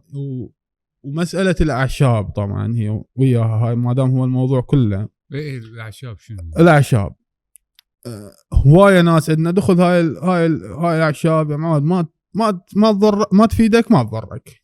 اذا ما فادتك هو عشبه، اذا ما فادتك ما ضرتك. طبعا احنا عندنا هوايه ادويه موادها الاساسيه هم مستخلصيها من اعشاب. يستخلصها من ضمنها هسه انت عندك هسه الباراسيتول. احنا من عشبه اسمها الحنظل، نسميها حنظل، هاي المره. من الحنظل يطلعوا. فهمتني؟ اي فهمت. فانت يعني هوايه علاجات وادويه موجوده بالساحه. يعني شو اسمه، شلون اقول لك، هي من الاعشاب. يعني الاعشاب ممكن تصير دواء، يعني وبيها سايد افكت، بيها اضرار جانبيه. انت هوايه ناس يقول لك ها انا ما اريد اضرار جانبيه، انا ماكو، انت ماكو شيء تاخذه ما بيه اضرار جانبيه. انت ظل اكل نشا هو اكل هذا، راح تسمن، راح تصير عندك مرض السمنه. انت هو يعني هو فد شيء طيب، انت عندك فد شيء طيب، سوي مثلا تسوي حلاوه، تسوي يعني شلون ما تريد شكله راح يسبب لك مشاكل بعدين على المدى الطويل. انت من تاخذ شيء لازم يعني من شلون يعني من تدخل شيء جسمك. هو انت اكو شيء من يعني تزيد عن حده يصير يسبب مشاكل. تمام. واكو اعشاب، يعني اعشاب سامه، اكو كل شيء اكو. فانت مستحيل تقول هذا الشيء طبيعي. وهو طبيعي اوكي، شجره هي طبيعيه، هاي احنا اللي نعرفها، احنا شجره هاي الزهر هي شجره وطبيعيه وتنتج فد شيء مثل الثمار اصلا. بس هو سم. يعني انت اوكي هاي عشبه وما ادري شنو، ماكو مشكله، بس هي ممكن تصير سم، ممكن تصير عليك نقمه، ممكن تسبب لك مشاكل ما يمكن علاجها. اكو اشياء ما يمكن علاجها، اكو مشاكل بعد. يعني انت كل ما تتقدم تكتشف اشياء جديده واشياء صعبه علاجها وصعبه. يعني ماكو شيء ما بيه اعراض جانبيه حتى لو كان عشبه. هو ما يعني حرفيا انه هو ماكو. احنا هوايه ناس عندنا هذا الموضوع، يعني يتغاضون عنه وماشيين بمقولة الأعشاب ما تضرك تفيدك والطب القديم والطب الحديث والطب. أنت الطب الحديث شنو اللي يخليني أتمسك بالطب الحديث؟ يعني يخلي جزء الناس يقول لك ها هو لأن اختصاصه على الصحة ويتمسك بهذا الموضوع والأعشاب أفضل وكذا. هو كل شيء عن تجربة، كل موضوع يعني سواء الأعشاب أنت جربتها ناس واستفادت منها وصارت يعني مشت الأمور بالسليم، والطب الحديث هم على التجربة. يعني أنت هسه موضوع الدواء، بس أنت ما يصير عندك فتشي تكتب عليه دواء، ما تقدر تكتب عليه دواء إذا مو أنت عندك 5 سنوات 5 أو 4 سنوات هذا ورا ما أنت تسوي التجارب. طبعا أنت عندك شركة تنتج أدوية وكذا، تجيب هاي المادة تقول والله بيها يعني لاحظوا بعض العلماء أنه هاي المادة شو اسمه تعالج لنا فلان شيء أو يعني مفيدة للإنسان ومدري شنو. راح تيجي تجربها، أنت راح تيجي تجربها على الحيوانات، تجربها بعدين توصل المراحل انه اوكي ما بها اعراض جانبيه قويه وتقاتل وكذا هاي السوالف، فتحولها للانسان تشوف بعدين اكو اعراض جانبيه للانسان. انت هاي اقل شيء هاي التجارب انت راد لك 7 سنين 10 سنين يلا تخلص. هاي وين بشركتك بعدك، انت بشركه تمام، هاي قبل ما تنتج الدواء اصلا. اي انت هذا بعدك بمرحله المختبرات التطوير والتجربه. انت تفهمني شلون؟ عبرت هاي المرحله انه وصلت جربت انت على بشر، اكو ناس متطوعين يجربون هذا الموضوع، جربت انت على بشر هم يراد لك سنه سنتين دا تشوف الاعراض الجانبيه. انت اكو اعراض جانبيه ما تطلع الا ورا 3 سنين مثلا 4 سنين. وصلت الفكره؟ اي صحيح. ف جربت على البشر هم انتظرت 3 سنين 4 سنين 5 سنين، اكو مشاكل ما متاكد منها، تاكدت الموضوع شفته سليم اوكي ماكو مشكله. ايش راح تسوي؟ راح تدزل منظمه الصحه العالميه. منظمه الصحه العالميه راح تجربها هم على الحيوانات مدة 4 سنين أو 5 سنين. يعني ها ورا أنت اللي بعمليات البحث والتطوير اللي عندك بالشركة هم 5 سنين هم راح يقعدون يجربوا عن الحيوانات، يرجعون يجربوا على عدة حيوانات طبعا، يرجعون يجربوا على البشر، وبعدين يطلقوا بكميات تجريبية للسوق. يعني كميات ممكن تنسحب بأي لحظة، جزء أكو بشر ما يوالمهم، أكو بشر ما يناسبهم هذا الشيء. ف يعني أنت أقل شيء هاي أنت من هسه ذاتي تحصل على فد شيء تقول هذا دواء، هذا دواء ذاتي تحصل عليه تقول هذا دواء، يعني اقل شيء راد لك تقول 14 15 سنه. هو بس تحت التجربه، هذا بس تحت التجربه بعد ما نزل للسوق، بعدك ما اخذته. وهو هذا الفرق بينه وبين الاعشاب وبين الفيتامينات، بين المكملات الغذائيه. انت من عندك 15 سنه تجربه بار. وشنو التجربه يعني؟ انا نحكي لك مختبرات واقول لك مختبرات تجربه. هذا يعني الكميات مدروسه، يعني يعني وحدات القياس ما يكروا جوا. يعني مو نحكي لك وحدات قياس صغيره كلش كلش كلش. يعني اذا زادت النسبه يسوي مشاكل، اذا قلت يسوي يعني جزء ما يصير فعال. يعني يجيب لك اياها ويدرس لك هاي. طبعا هاي جماعه الصيدله يعني شغلهم هذا، يعني يدرس لك يعني شنو اذا زادت الماده هالقد شنو تاثيرها، ويدرسون هم يعني هاي هو ليش هيك يطول. يدرسون مثلا يقول لك باليوم 3 حبايات حلو. اذا صارت باليوم حبايتين او اذا صارت 4 حبايات شلون راح يستفاد الانسان؟ ليش هو الدواء اصلا يقول لك هذا باليوم 3 حبايات مو 4 حبايات؟ ليش مو 5؟ ليش مو حبايتين باليوم؟ تجيك مرات باليوم تاخذ حبايه واحده، ودواء من الادويه تاخذ حبايه واحده. فعاليته وتركيزه حسب طبيعه الماده، تركيب الماده، جسم الانسان شلون يستقبل هاي الماده. يعني اكو تفاصيل هاي كلها لازم تدرسها ولازم تتعامل وياها ولازم تخطط لها. اذا انت تجي بعدين بالاخير بالصيدليه ينطيك الدواء يقول لك 3 مرات باليوم. هاي اكو فد شيء يعني خلف الكواليس ما تدري بيه، انت ما شايفه. هاي تفاصيل يعني وفد عالم ثاني. هذا عمليه صناعه الدواء وانتاجه وحتى يوصل لمرحله ان تقول عليه هذا دواء بحدها عالم ثاني. انت تجيني على مكمل غذائي شركه ما تدري شين صار لها 2 أو 3 سنين او 10 سنين، او هي الشركه صار لها قول 15 سنه. هي هاي الشركه كلها عمرها كلها، هذه الشركه عمرها كلها بعمر منتج غذائي لا دوائي، بعمر منتج دوائي. يعني انت حتى تطلع دواء انت يراد لك هاي ال 15 هاي 15 سنه. ده تفهمني شلون يعني الموضوع شلون تجيك شركه مكملات غذائيه تسوق المكمل الغذائي على انه هو العلاج، انه هو الوصفه الروحيه لكل شيء. طبعا هو المكمل الغذائي هو شو اسمه هاي الفيتامينات لا مو هو اكو فيتامينات، يعني اكو فيتامينات طبعا خاضعه لهاي الموضوع، تفهمني شلون؟ اكو شركات خاضعه، شركات هي معروفه، هاي شركات رصينه ومعروفه.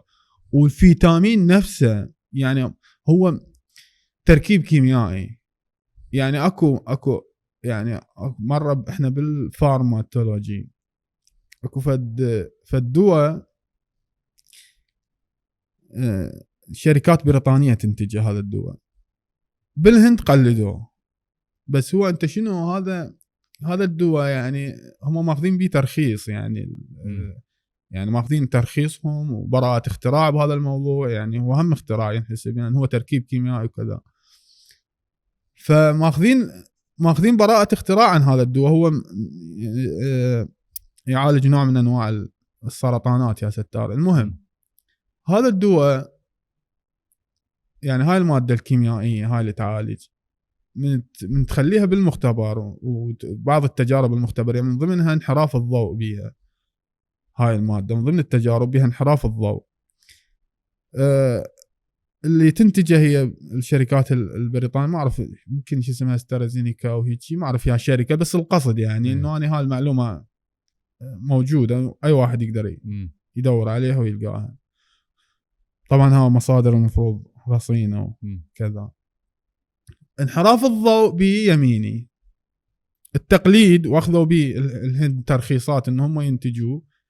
الا انحراف الضوء بيه شمالي، بس انحراف الضوء الماده نفسها التركيب نفسه كله، بس ان انت من تسلط عليه ضوء الضوء راح ينكسر وينحرف لليمين، وهذا الضوء مالته راح ينكسر وينحرف للشمال. شنو الفرق؟ ماكو فرق، بس انحراف الضوء ايه ماكو فرق صحيح. بس من تجي انت من تاخذه من هاي الشركه شو اسمه الدواء من تاخذه من هاي الشركه البريطانيه الاوروبيه هي من تاخذه من عندهم فعال جدا، يعني حرفيا يعالجك. من تجي على هذا الانحراف الشمالي هذا يعني حالاتي ممكن يعالجها وكثير حالات ما يعالجها. هو انت هذا بس انحراف بس يعني حتى احنا بس نشوف هذا الموضوع مساله مساله دواء واعشاب ومكملات غذائيه. انت من تجي الاعشاب كلها كانت هي يعني خلينا نقول احدث اللي وصلوا له واحدث هذا. انت راح تجيب مثلا عشبه، اوراق مال عشبه راح تطحنها وما ادري ايش تسوي لها، تحطها بكبسوله وتبلعها تستخدمها، صح ولا لا؟ مو هي المشكله وين؟ انه انت الماده اللي بداخل اوراق هاي العشبه، تمام، الماده اللي بداخلها انت ما راح تعرف تركيزها ايش قد، وهل هي راح تفيدك وراح تضرك. انت يعني تقدر انه تركيزها من هذا الشيء لهذا الشيء، بس هذا مو صحيح. انت من تجي اجيب لك هاي دواء ما اقدر يعني ما اقدر تقديرات، يعني فرق كبير بين حبايه وحبايه. لازم كل الحبات نفس التركيز، يعني نفس الحجم، يعني كل التفاصيل هاي مدروسه بالدواء. انت من فرق بين الدواء والاعشاب، يعني انت من تاخذ هيك شيء هسه انت من تميز بعقلك، من تميز بين هذا بين موضوع الدواء وبين موضوع الاعشاب، من تشوف الدواء ايش قد يمر بمراحل وشون طريقه العمل وشون التنظيم وشون الدقه لازم وهاي التفاصيل. ومن تجي على الاعشاب اللي هو محل مفتح عادي يسوي لك خلطه ويقول لك روح اخذها وامشي تصير زين. وين يعني مقاييس العقل وبالمنطق ما يعني ماكو وجه مقارنه، ماكو وجه مقارنه صحيح. يعني ان انت تتوجه للاعشاب، ده تفهمني شلون؟ ماكو اصلا اي وجه مقارنه. والدواء من نعطيك اياه دواء لازم يشتغل. انت من تاخذ اعشاب لا يشتغل لا ما يشتغل. اي طبعا تبقى يعني هذا الفرق، يعني هذا فرق اساسي، يعني هذا فرق مهم وضروري واساسي. يعني انت تاخذ الدواء انت اذا هو الدواء صحيح وشخصت صحيح، طبعا من بالاختصاص، اذا دواء صحيح وتشخصت صحيح انت لازم شو اسمه يعني لازم تصير زين، ما بيها مجال. طبعا هي الشفاء من رب العالمين، بس القصد انه بنسبه لازم تاخذ بالاسباب نسبه عاليه. لازم بالاسباب تاخذ نسبه عاليه جدا جدا. انت تصير زين يعني تمشي امورك بالسليم، تتشافى وتروح. ها هي تصير مرحله عبرت يعني بحياتك وانتهت مساله المرض. بس الاعشاب ما ادري تصير زين ما تصير زين. ولا تنسى انت حتى الكوادر اللي هي تستعمل الادويه والهذا، يعني تجي على طبيب بس دراسته الاوليه هي 6 سنين. دراسته الاوليه اللي هو ما له اختصاص ولا يعرف يعني تباع عليه، تقول هذا يعني هوايه ناس يقول لك انا ما اعترف فيه، مو طبيب هذا اللي توه متخرج. هوايه ناس يخافون من عنده.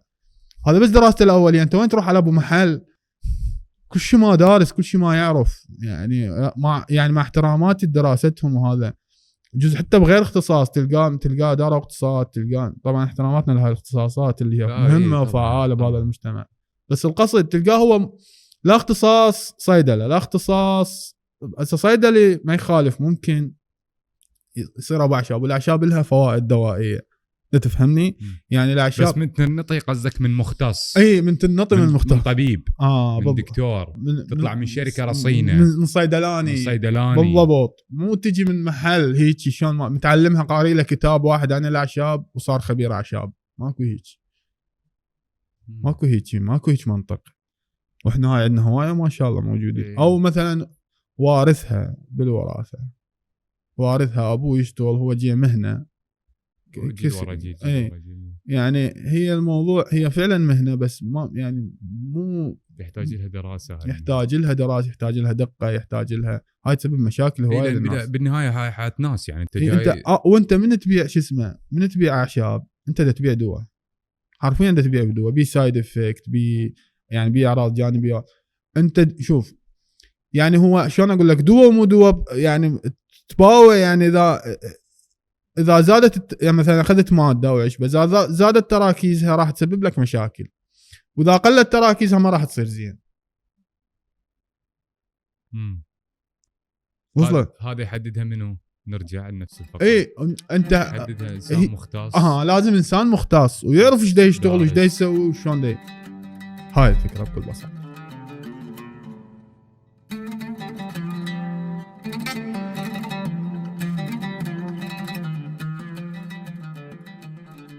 أنا أعرف إنه أنت عندك تجربة كلش قوية بالرياضة، واللي جانب الرياضة متداخل هواي بالصحة. بصفتك شخص يعني عندك تجربة كلش حلوة بالرياضة، وخاصة المشي أهم شيء. يعني إنه شنو العلاقة؟ علاقة طردية، علاقة عكسية؟ شنو تأثر الرياضة على صحة الإنسان؟ جودة حياته، جودة نومه، شنو تأثر؟ الرياضة يعني يعني فشي كلش مهم، يعني فوق ما تتصور. أهمية الرياضة إيش قد ما تقول مهمة، هي بعد أكثر أهم، يعني أهميتها أكثر وأكثر وأكثر. يعني هسه أنا عن تجربة شخصية طبعا أحكي لك. جت فترة من الفترات الكسل صعد مستوى عندي، يعني أروح للدوام، أرجع من الدوام، أنام، أقعد أشوف لي شغلة بالبيت هيك أو هذا ما أشوف، أقرأ شيء كذا، أرجع أنام، أقعد، أروح للدوام. يعني الحركة الوحيدة أنه أروح للدوام بس وأقرأ، يعني لا حركة لا شيء لا. المهم وصل وزني تقريبا 95 كيلو هيك شيء. بالنسبة لطولي هو يعني أخو الطبيعي، قريب للطبيعي، بس سبب لي مشاكل، وجع بظهري، قولون، يعني مشاكل تباوع، يعني أعراض سكر، يعني مشاكل تباوع. يعني أنت شاب 30-32 سنة وهاي تمر بهيك أشياء، يعني شغلت ال50 مثلا. يعني من هسه تبلش عندك الأمراض المزمنة وتشكل عندك يعني فد موضوع مزعج، يعني شلون اقول لك يعني، ومحزن بنفس الوقت انه انت بهذا العمر تصير عندك هاي المشاكل.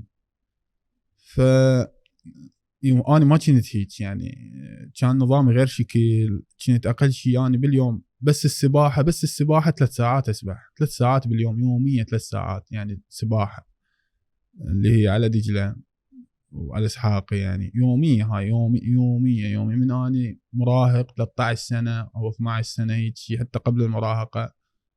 وبلشت وياي السباحه الى ان وصلت هسه لهاي المرحله ان تركت كل شيء. يعني انت سباح بدأت؟ سباح درجه اولى يعني. ومطلع غرقانين هواي يعني على حافه الموت. انقاذ، عمليه انقاذ. المهم وطبعا انا هم غرقان بالمناسبه تقريبا مرتين يمكن او 3 مرات مطلعيني. تجارب، هاي من ضمن التجارب مال السباحه. المهم ف وين وصلنا؟ للرياضه. الموضوع شنو بالرياضه؟ انت ما عندك مشاكل طبعا، هاي جسمك متناسق وجسمك خلينا نقول رشيق، عندك القدره للحركه باي طريقه وشون ما تريد، مو قمت رجلي وجعتني، ظهري، عظمي، ما ادري شنو هاي التفاصيل. انت طبعا بالايجنج يعني بالشنو؟ بالايجنج يعني بتقدم العمر يعني من دا تكبر انت تصير لك هاي المشاكل، بس يعني تقدر تخففها، تقدر تقللها، تقدر تدفعها سنين يعني لقدام يعني. ما تواجهك مثلا بال30 ولا تواجهك بال40 ولا تواجهك بال50. بالرياضة مشاكل الأمراض المزمنة طبعا هو الله يستر من الأمراض. بس اكو يعني اكو اشياء انت اكو ملاحظات تشوفها، واكو اشياء يعني الرياضيين شو اسمه يعني اللي بهذا المجال دائما يعني متواصلين به، ما عندهم يعني هوايه مشاكل صحيه وامراض مزمنه يعني. هاي فد ما يفكرون به يعني، فد مو ببالهم ولا يعني ولا يعني مر بمشاكل صحيه طبيعيه يعني تصير عنده، بس مو فد شيء ملاصق له وقريب منه مدى حياته. ما تفهمني شلون؟ يعني مو شيء عايش وياه، مو شيء عايش وياه. كل هذا يعني شلون يصير عندك ان انت رياضي تخلصك من السكر النوع الثاني. رياضه اللي هو مقاومه الانسولين، انسولين ريزيستنت. قصدك جيم لو بس مشي يعني؟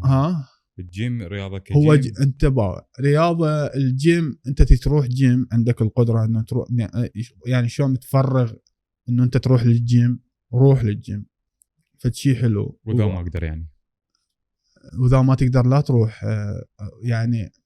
هو انت مثلا تقدر تسبح روح اسبح. احنا ما شاء الله هسه بسامره عندنا نهر دجله من يمنا فايت واسحاقي يعني وين ما تقدر تسبح.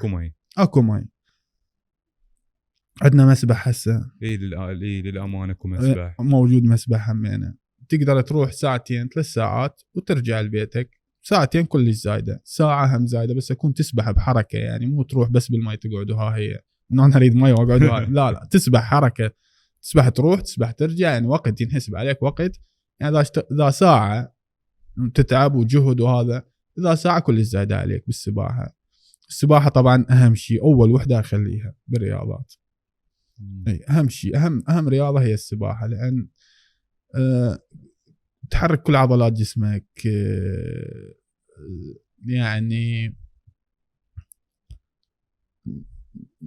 شلون اقول لك، كل شيء يعني كل شيء بيك، كل شيء بجسمك راح يستفاد من هاي الرياضه، المفاصلك وغيره. تجي على شو اسمه، لان انت تدري هذا ماكو ثقل. مثلا من تجي هسه على رياضات الجيم وغيره، المشي وهذا شلون اقول لك، اكو ثقل على مفاصلك، اكو اشياء يعني، اكو بيها شلون نقول نوعا ما خطوره اذا انت ما وازنت نفسك، واذا مثلا ثقل اعلى من قدرتك، شيء تصير لك مشاكل صحيه، نوب انت تزيد الطين بله. فبعد السباحه نجي المشي اهمهن كلها، يعني السباحه وراء المشي وورا الجيم. يعني الجيم هاي التفاصيل مالت الاثقال وهاي السوالف اللي يريد يكون مثلا جسم عضلات كذا هيك تفاصيل. انا بدي احكي لك صحيا انا ما اريد اسوي جسم هسه، ما اريد اسوي عضلات صحيا، وانا ما عندي يعني المجال الفراغ اللي يخليني اروح للجيم. امشي باليوم ساعه، لان انا هاي يعني الموضوع بدي اقول لك على تجربتي الشخصيه. شلون اثر عليك؟ يعني باوع انا لاحظت انه اغلب اللي يمشون يعني باوع، يعني ناس كبار اكثر من مره اشوف ناس كبار بالسن، كبار بالعمر، يعني اللي بعمرهم اني مراجعين يمي، تدري ممارس انا بمختبر، فمراجعين يمي اللي بهيك اعمار بشكل عنده امراض، بشكل عنده مشاكل صحيه، بشكل عنده يعني هاي سكر وضغط وما ادري شنو التفاصيل. ف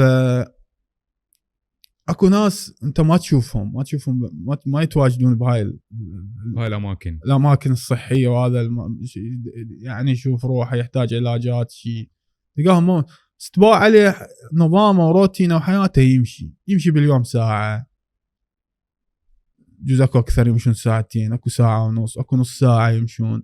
هذا انت تباع عليه ما عنده مشاكل، يعني عايش حياته طبيعي كانما ما بيشي، كانما شاب يعني. وكل انسان الا تصير عنده مشاكل صحيه، بس القصد انه هاي الامراض المزمنه هي اغلبها اللي هي احنا يعني مشاكلنا شلون نقول معضلتنا الضغط، السكر، قولون معده، المعده. انت ممكن تنصاب بيها، يعني ممكن ما بيها مجال، بس الرياضه اكو اشياء تمنعها، يعني حاجز وقايه خلينا تمنع هاي الامراض.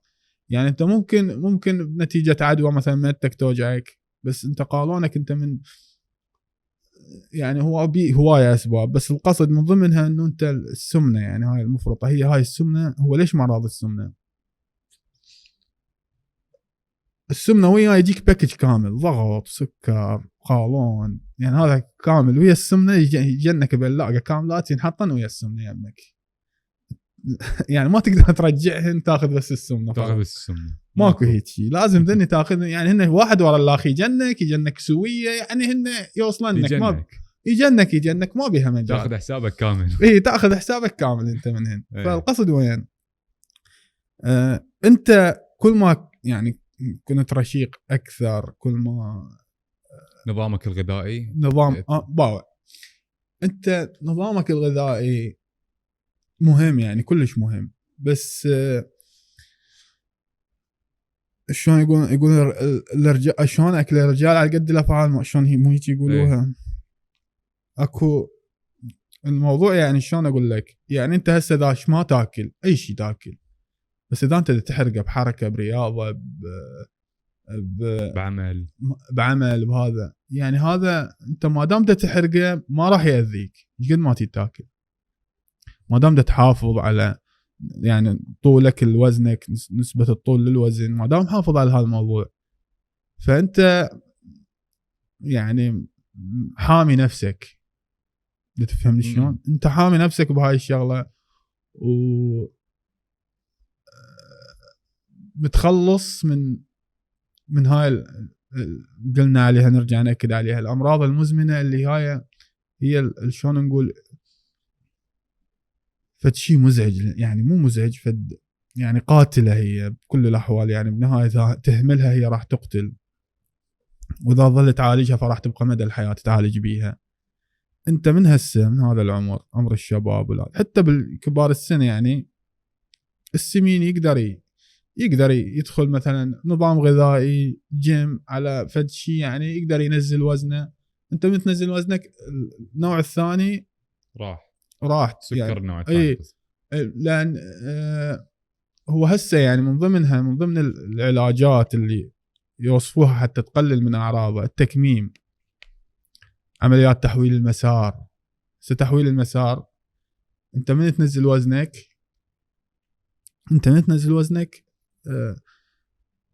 يعني خلينا نقول ايش قد انت يعني مشكل عندك مثلا سكر 90% انت عالجت، انتهى الموضوع. من نزلت وزنك انت عالجت هذا مرض. تفهم اذا توقي نفسك من عنده، توقي نفسك من عنده شو اسمه، من هسه تبلش انت ما بيك هالمرض، تبلش رياضه وتحافظ على مستواك، على لياقتك ورشاقتك تحافظ عليها، تخلص من هاي المشكله تلقائيا، ما بيها مجال. يعني تخلص يعني الرياضه العلاج السحري اللي حكينا عليه، الحبه هاي السحريه هي الرياضه، تخلصك من هوايه مشاكل. تحسن زين شلون تاثر على نومك يعني؟ جوده النوم يعني هو الانسان كل ما يتعب اكثر كل ما يحتاج راحه اكثر طبعا. ما بيها مجال. ف يعني انت من تجي تعبان مثل ما من انت مرتاح 24 ساعه مرتاح وقاعد وكل شيء ما عندك، تجي تنام بنفس الطريقه من تجي انت تعبان تنام، مو بنفسها، اكيد يختلف.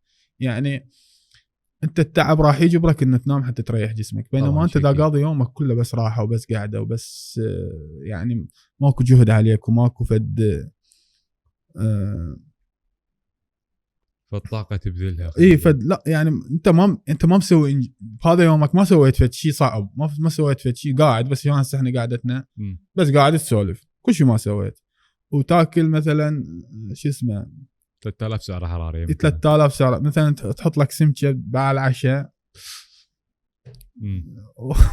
او دجاجه او اي شيء يعني، واكلتها وهاي يعني بالمحصله اولا راح تصير يعني اول شيء موضوع السمنه تحطه هذا قدامك تباع عليه، راح يجيك شوي انت ما تحس بيه، ما تحس ان ما تصحى على وقتك، بس هو جايك بس انت ما تصحى على وقتك الا لما تباع روحك انت يعني راح شو اسمه شلون نقول فرط الخيط يعني راحت بعد ما بيها مجال، لازم بجهد وتعب يعني هاي راحتك لازم كلها تطلع منك يلا ترجع تتعب اكثر من عندها، يلا تقدر ترجع مثل ما كنت قبل. ومساله احنا عن النوم بدنا نحكي موضوع النوم. انت راح يعني الراحه، انت جسمك مرتاح ما محتاج نوم، عاد قم تتاخر تسهر. نعم. السهر راح يصير عندك سهر. تدري هاي هم الملهيات هوايه، تواصل وكذا، تواصل اجتماعي وهذا، ف راح تغير النظام مالتك، تغير عندك انت هرمونات هم هاي كلها تدخل، هي يعني شلون نقول تدخل بعمل الجسم، طريقة عمله، شلون انا اخليه يسمن يضعف، يعني حالته النفسية المزاجية، هاي يعني هاي كلها تدخل بيها شو اسمه يعني. حتى النوم هو ينظمها، مثلا عندك انت اول ما الصبح انت تقعد الصبح المفروض عندك الساعة البيولوجية تقعد، مو بس الساعة البيولوجية، المفروض عندك هرمونات مستوياتها قليلة. هسه عندك انت اول ما تقعد الصبح، عرفنا المستويات القليلة ما دا تحضرني، بس القصد عندك انت كرجال الصبح من تقعد التستيرون عندك بأعلى مستوياته اول ما تقعد الصبح، بعدين شوية شوية يقوم يقل، يقوم يتوازن بالجسم. بس القصد وين؟ انه انت يعني كل الهرمونات تخضع لهذا الموضوع. تنام من تنام اعتقد الجروث، يمكن الجروث هرمون الصبح باعلى مستوياته، هو الجروث اعتقد بالتستيرون باعلى مستوياته الجروث همينه الجروث هرمون. الجروث هرمون هو اثناء النوم اعتقد ينفرز عاد. الجروث هرمون انت اثناء النوم يقوم ينفرز، يقوم يتصاعد مستوياته بالدم، يقوم يقل عندك الانسولين اتصور الانسولين لانه هو عكسي اعتقد. الانسولين عكس الجروث. الاستروجين هم ينزل اعتقد. الاستروجين هذا يعني هو يعني ما يعني المفروض شيء لا يذكر عند الرجال. شيء لا يذكر عند الرجال، بس المهم احنا ما هو نسبة قليلة. المهم مو هنا الموضوع وين، ان انت حتى من تنام وتقعد هاي انت على مثل ما تقول الساعه البيولوجيه تتخربط، الهرمونات يعني هم تصير عندك بها خربطه. يعني انت قاعد بالليل راح تجوع راح تقوم تاكل الساعه بالوحده مثلا، الانسولين راح ينزل، هو المفروض ينزل هو راح يعلق جروث هرمون راح ينزل، يعني تباوع تصير عندك مشاكل هرمونيه. هاي المشاكل الهرمونيه ايش راح تولد؟ راح تولد لك عاد السمنه شو تولد لك مشاكل نفسيه ومشاكل صحيه. اهم شيء انت عندك هو انك شيء مرتبط بشيء، يعني عندك انت المشاكل الصحيه من ضمنها هاي الامراض المزمنه اللي هي سكر، ضغط، قولون، الام بالظهر، طبعا هذا الثقل على المفاصل وهاي السوالف. فانت تجي للرياضه اهم شيء هي السباحه، مشي، عندنا سهلات، يعني سباحه ما تقدر، المشي يوميا ساعه كلش كافي عليك. تقدر تاكل اكل براحتك، يعني حتى من تريد تنزل وزن تريد تضعف من تمشي يوميا ساعه، عندك انت مشي يوميا، مشي بس تمشي، يعني لا تركض لا تهر ولا لا ما ادري شنو، هاي كلها ما اريدك بس تمشي، امشي لي ساعه بس، امشي ساعه. لان انا جربتها عن نفسي، اكلي ما غيرته، مشيت ساعه نزلت 88 كيلو، صرت من 95 ل 88. اوه حلو. وانا امشي باليوم ساعه بس، واكلي نفسه ما غيرته نهائي، ما غيرته. وطبعا هو من انسان لانسان يختلف الموضوع، اكو ناس يعني مثل انا استجيب بسرعه، اكو ناس اكو ناس الايض مالها عالي، اكو ناس لا ما تستجيب، عندها يعني مشاكل. احنا وين الموضوع؟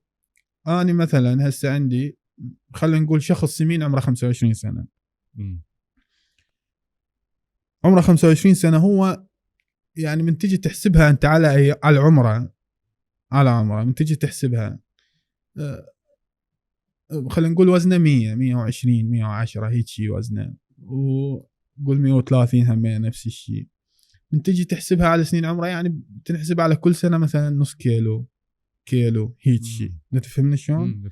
هاي ايش قد بالشهر؟ يعني بالشهر كيلو، نص كيلو، تفهم؟ وجزء اقلهم ربع كيلو هو دا يزيد بالشهر. بس هاي تدري تتراكم. الموضوع وين؟ يعني طبعا هاي مثل الرساله للي عندهم يعانون من السمنه، وهذا انت اذا تقدر يعني تنزل بالشهر 10 غرامات او ربع كيلو غرام، اللي هي ايش قد؟ هي 25 غرام، لا 25 غرام 250 غرام صار عندي. المهم هو الكيلو 1000 غرام 250 غرام. ف اذا انت تنزل 250 غرام بالشهر يعني بالشهر على مدى شهر، انا ما اريدك تنزل لي كيلوين، ما اريدك تنزل لي 3 كيلوات و4 كيلوات، ما اريد هيك شيء. ما اريد انت خلال سنه مثلا وزنك وزنك 120 صرت 100 او صرت خلال سنه خلينا نقول صرت 90 30 كيلو تنزل انت بالسنه، تباوع عليها انت بالسنه. اللي يقدر هيك يسوي خلي يسوي، ما بيها شيء، يعني خلي يعيش التجربه. بس المشكله هي انه واحد يقسي على نفسه تسبب له مشاكل، وراح يترك النظام بسرعه. النوب انت تتخلص من المشاكل الصحيه عليك نور، اترك انت النوب تتخلص من المشاكل الصحيه، راح النوب تدخل لك مشاكل صحيه ثانيه. تفهم شلون؟ يعني هذا النزول السريع وهذا، انت مثل ما صعدت كل شهر خلينا نقول ربع كيلو او نص كيلو، انت انزل ربع كيلو نص كيلو كل شهر. هاي بكل بساطه. انت راح توصل مثلا انت 25 هسه عمرك، راح توصل اذا ربع كيلو انت 25 لل 30 او ال 35. اذا تنزل بالشهر نص كيلو يعني بكل سنه 6 كيلوات. حلو. ال10 سنين ايش قد؟ 6 في 10 60 كيلو راح تنزل.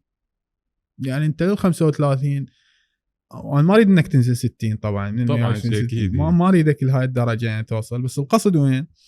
انه انت راح تحافظ على، انت ما دام تنزل حتى لو ربع كيلو انت راح تحافظ على صحتك، حتى لو سمين، حتى لو عندك السمنه بعدها، ما دام تنزل انت بلشت، انت هنا الموضوع هنا اساسي، انت حافظت على صحتك. يعني انت ده تخلي خلايا جسمك تشتغل، تحرق، تستفاد من اللي انت الاكل اللي تاكله، ده تستفاد من عنده، كل جسمك ده يستفاد من عنده، وما عندك فد شيء جسم ما يريده. هو شلون تصير هاي المشاكل؟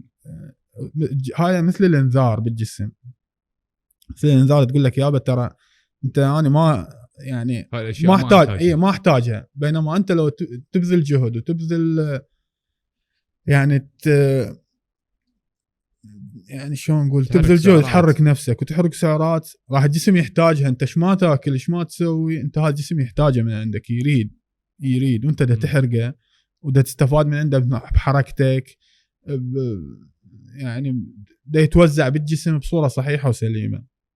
بس انت هي المسألة بالراحة، وانه انت تاكل هواي. يعني هو حتى الأنظمة الغذائية والهذا يعني إذا ما وياها رياضة صعب تنجح. مو بس صعب تنجح، هي أوكي ممكن تنجح بس يعني الاستمرارية ما راح تخلصك من المشاكل اللي انت ماكو استمرارية، راح تمل بسرعة. عليك نور. وتخلصك انت من المشاكل الصحية اللي انت على مودها تضعف. يعني ناس سؤال لو تظل انت مستمر هذا مرض مزمن وظل وياك ماكو هيك. انت المرض المزمن ممكن تخلص منه، يعني تدرأه او شلون نقول توقي نفسك من عنده. هي الوقاية خير منه. توقي نفسك من عنده اذا بلشت انه انت برياضة من هسه، من اليوم، من هسه، من هاي اللحظة تقدر تمشي هسه تروح انت ساعة كاملة تروح، او تمشي تروح لبيتكم مو الا ساعة. اليوم بلشها نص ساعة، ظل اسبوع على نص ساعة. صعبة ساعة، ترى ساعة ماشي صعبة كلش. انا بلشت بيها الموضوع كان اول اسبوع على نص ساعة، ساعة الا ربع، نص ساعة، ساعة الا ربع هيجي. بعدين صعدت وصلت للساعة. يعني متعبة هي، ترى ساعة متعبة، مسافة طويلة، بس شنو تسوى التعب، صحيا تسوى التعب. الحلقة حلوة، الله يحفظك. هاي كانت نهاية حلقتنا لهذا اليوم. طبعا أشكر عبد المنعم. الله يحفظك يسلمك. لا تنسون تتابعونا، تشاركونا رأيكم جوا بالتعليقات، وتتابعونا على مختلف منصات التواصل الاجتماعي: فيسبوك، يوتيوب، أبل بودكاست، جوجل بودكاست، ساوند كلاود. ومع السلامة.